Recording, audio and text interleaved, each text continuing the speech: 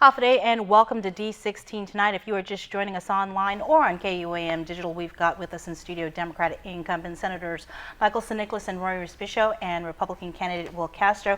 Thank you guys for joining us. I'm going to jump right into it. We have several questions on Facebook Live, and we are trying to get to as many of them as we possibly can. Sandra Haber asks, the Department of Education might be unable to receive $50 million in federal money for special education due to procurement. Do you think special education is important? How will you prioritize it? And we'll start with you, Will. Sure, I think, so. Of course, I believe special education is important as a teacher by vocation, and that's my first love of a profession, and I plan to go back to that. Special education is as important as any other leg of education. I think the problem with the third-party fiduciary and the challenges facing the Department of Education is not about special education and the division. It's about the procurement process. So I think the real question is, do I believe in procurement reform? Absolutely. As a matter of fact, I'm working with some other folks in the Guam legislature right now on introducing an opportunity for a more efficient and effective way to address procurement. So the issue, the root of the problem is really procurement reform. And absolutely, I believe in special education as I do any other types of math and reading and English reform within the Department of Education, and they do work really hard. But I think at the center of the problem, to the caller, to the Facebook Liver, is really the issue of procurement. And I think we have to address that in the next legislature as a bipartisan body. Okay. Senator Nicolas. You know, my son and daughter are in the public school system, and my son receives special education services. And the special education services provided by our department are invaluable to our community because there's a lot of gaps in the special education arena outside of school. And special education services aren't even offered in private schools. The mandate is only in public schools. If you got into private school, you're very lucky. So special education services are incredibly important. But they do need a lot more investment. And I'm not just saying that as a parent, but you know, they recently lost an occupational therapist. They have so many federal mandates that they have to follow. My son has a one-to-one aide, and the one-to-one aides are all part-time, and you know, they have to reapply every school year, and you might lose your one-to-one. And you know, special education parents, we know that you know, you want continuity of the one-to-one aides. The change can be very disruptive. So I'm a big supporter of special education. I think they need a lot more resources.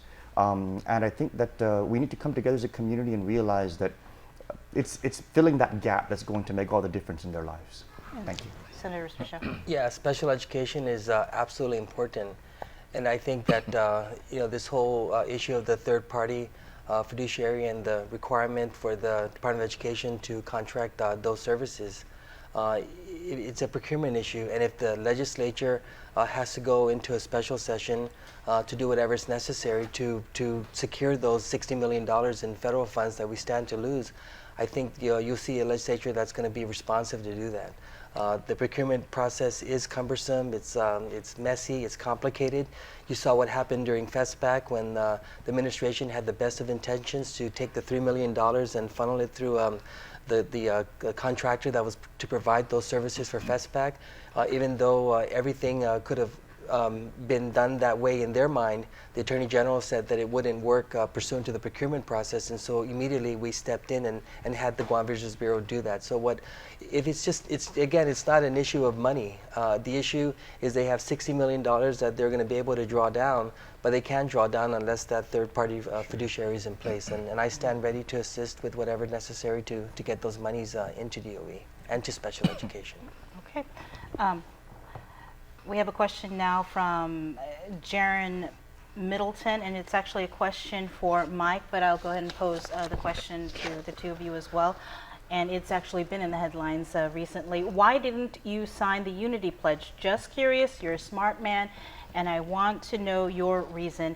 Thank you. And I'm just going to add to that because I know just before the news, a press release came out from Senator Brent McCready about inviting partisan, nonpartisan candidates to sign the People's Pledge. So will you support that? And I'll go ahead and let you start. Sure. To answer Jaron's question, you know, I made it very clear when I made my initial statement on the matter that, you know, when I read the pledge, it was all about, you know, politicians helping politicians, and there was nothing in there about what we're going to do for the people.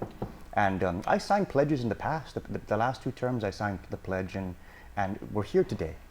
You know, we haven't gotten out of this situation. Things have actually gotten a little bit worse. The finances aren't in any better shape than we would like them to be. I've made serious efforts over the last term to try and turn that around.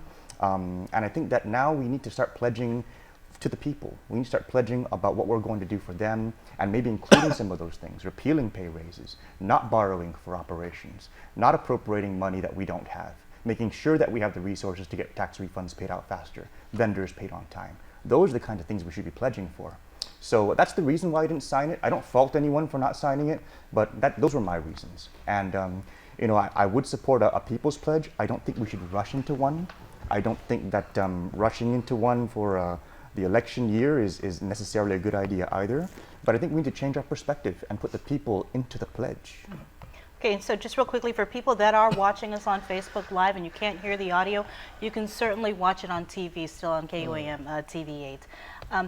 So you both signed the Unity Pledge for your respective I did. parties? Okay, and so just tell me why you signed it and why you felt it's important. We'll start with you, Rory. Well, I signed the pledge because for me it provides for fair campaigning.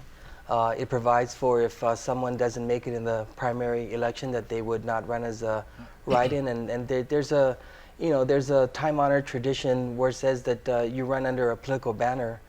You hope that your party prevails by way of a majority or by way of winning the governor's office or the congressional seat. But after the election, I've always demonstrated that it's really about the people and not about a political party. Despite me being past party chair and national committeeman, I've reached along the party aisles to do whatever is necessary to be a partner in progress to get these great things done for the island. I signed the pledge because the Democratic Party is the party of the people. And the Democratic Party has a platform that recognizes all of these things, to prioritize working families, to stand up for fair wages, to increase the minimum wage, and to protect the environment and the right to self-determination and the political status and self-government. Those are in the Democratic Party's platform, but the pledge really lays it out so that in the going forward, the rules of engagement are going to be spirited and are going to be fair. I think that's a tremendous message to take off from. And I got to tell you, I did sign the Unity Pledge, and I don't know what the other party's pledge said, but mine was very clear. It was a pledge of building one another up and of encouragement. It was not a pledge of blind followership or blind leadership or partisan loyalty at all. It was a pledge, in my opinion, of just being uplifting and encouraging of your colleague in the same party. I played in a few teams growing up, and I wasn't any good at it, but I know that in order to advance the team and achieve the goal, you gotta commit to whatever agenda it is you set out for yourself. And the Republican Party's agenda for change is very progressive and very inclusive. And I agree that while that party is also the party of the people, I think we have that in common. And so I pledge to be upbuilding, uplifting, and working progressively with anyone in this party or their party towards solutions that build up this community. And so that doesn't mean I have to espouse their ideas as individual senators. All it means is that I commit to a certain philosophy and approach to an agenda that's going to make a difference. It certainly doesn't mean I have to sign off every time my colleague introduces a bill. It encourages spirited debate, and I accept that. I accept that. Well, we do have multiple questions on our Facebook Live, so we really do encourage you that after the program, if you could maybe go on KUAM and answer the questions directly to the people that are asking them. But as I mentioned to you earlier, we were going to give each of you the opportunity to ask your own question to your two opponents. So I'll start with you. Well, what is your question to Senator Respicio and Senator St. Nicolas? Well, my friends, you're both, we grew up in this island. You're both very smart people, very responsible gentlemen and representatives of our community. So let me toss you a softball. What is the number one thing you hope to accomplish in the 34th Guam legislature for the people of Guam? And maybe we'll start since I asked a question, Senator Mike. Oh. Well, the first thing that I'd like to accomplish if we can get the right candidates in is to repeal the pay raises for elected and appointed officials. I think we need to send the necessary signal to the community that we're listening to your votes and we're listening to your voice, and we're going to take the initial action that's kind of gotten us to this point. Once we take that step, then it's just a matter of all the other pieces falling into place with regards to managing our finances and making sure the money is going to be there for the obligations that we already have. Senator Respicio. Well, I would like my work to continue to accomplish this bipartisan spirit of working with anybody to get things done. I think the legislature has started by capping borrowing, so I hope to accomplish to finally get a hold of our GovGuam debt.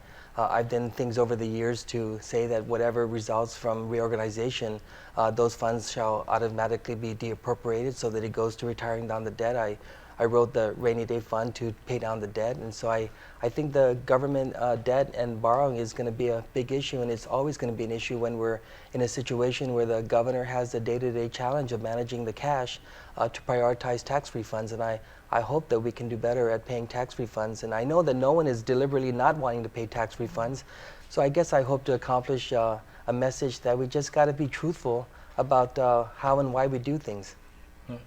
Senator Nicolas, your question. Sure, mine's a very easy question. Okay. Yeah. Will you guys vote for me?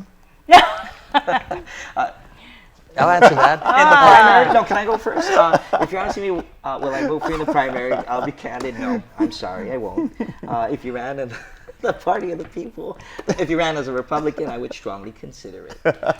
But in the general, I'm going to keep that sacred ballot nice and close to my chest. It doesn't mean I won't, Mike, but I will seriously consider it. And it's between me, my maker, and the booth, I guess. All right. And Senator I don't want to lie to Well, you. I signed the pledge, Mike, so I'll vote for you always. And I just want people to know that as Democrats, this is how we are. We may not always agree on how to solve the problems of the hospital, but we agree that something needs to be done. And so we show up to work, we work hard, we discuss the issues, we debate the issues, and it's not personal. And so my answer to your question is similar to the question I was going to ask you. Certainly I'll vote for you. I signed the pledge. I'm hoping for a Democratic majority, but I'm just hoping to work with anyone to get things done. And so your question is? My question to him is not only will you vote for me, but will you endorse me?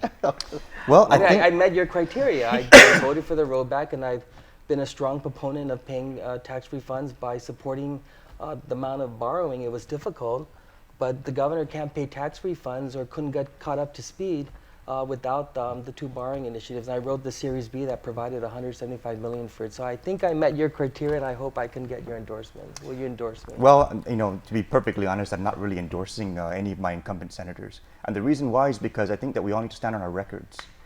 We as incumbent senators have had the opportunity over the last 2 years, some of us much longer, to demonstrate to you, the people, what it is that we stand for. So I think that incumbent senators need to stand on their records, and Senator Respicio is very confident about his record.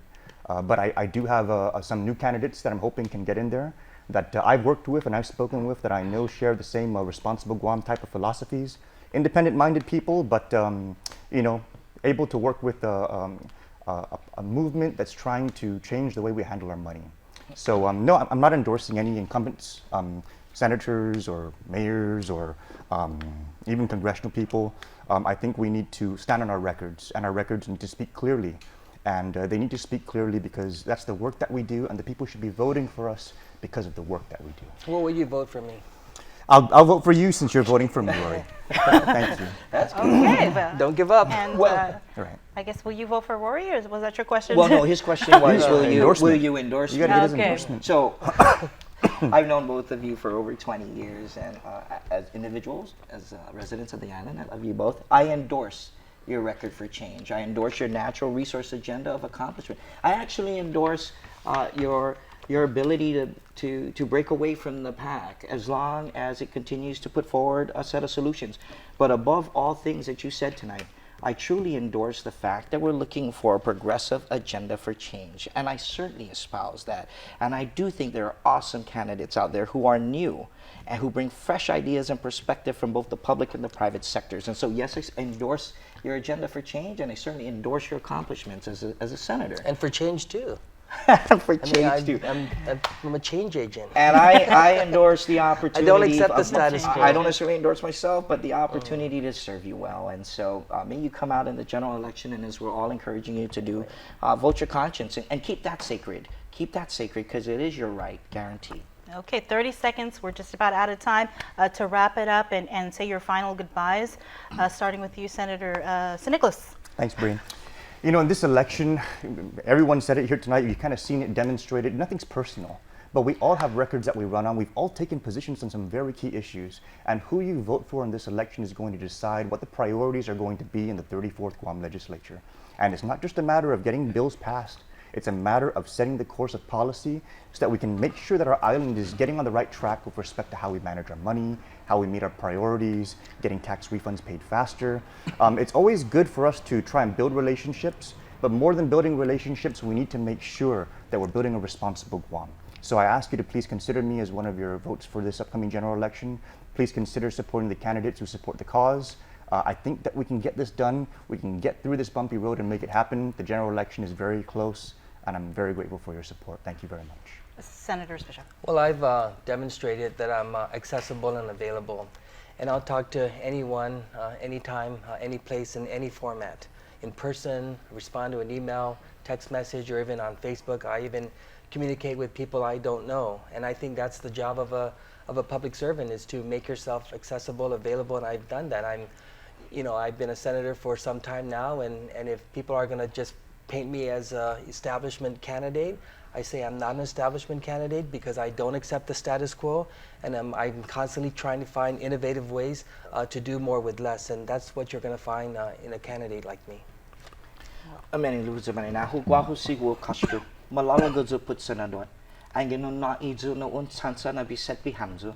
I will put my best foot forward in serving the people and attempting to build across the aisle a progressive agenda of change that builds a community up and above special interests. Lo ni naya na chanda itautauta, if they're deserving of whatever it is that should be bestowed upon them. And I make the commitment tonight, and I endorse that agenda for change by agreeing to roll back my salary and let it start and let it end with me. But I ask you on the general election day to please consider a fresh crop of senators who will put the community before their special interests and before the party. Because in the words of the former senator, the late Angel Santos, he said, "My loyalty to the party ends where my loyalty to the people begins." And I leave that with you this evening. Thank you, by the way, so much for the opportunity to be here. Thank you very, very much. Well, thank you guys for joining us tonight. Best of luck to you guys as you head into the general election. And just a reminder, if you have time when you leave here, if you could go on to KUAM News Facebook page, because there are several people who have a whole lot of questions for you, and so it would probably behoove you to. And we can respond. continue to ask for the vote. Yes, do what you Even like. on Facebook. Thank you again Thank for you. joining us. Awesome. And that is our show. Thank you so much for watching. Good night. We'll see you next week. Confirmed to join us next week for D16 Tonight is Republican Amanda Bloss and Democrat Therese Terlahi. Thanks for watching, and remember, your vote is your voice.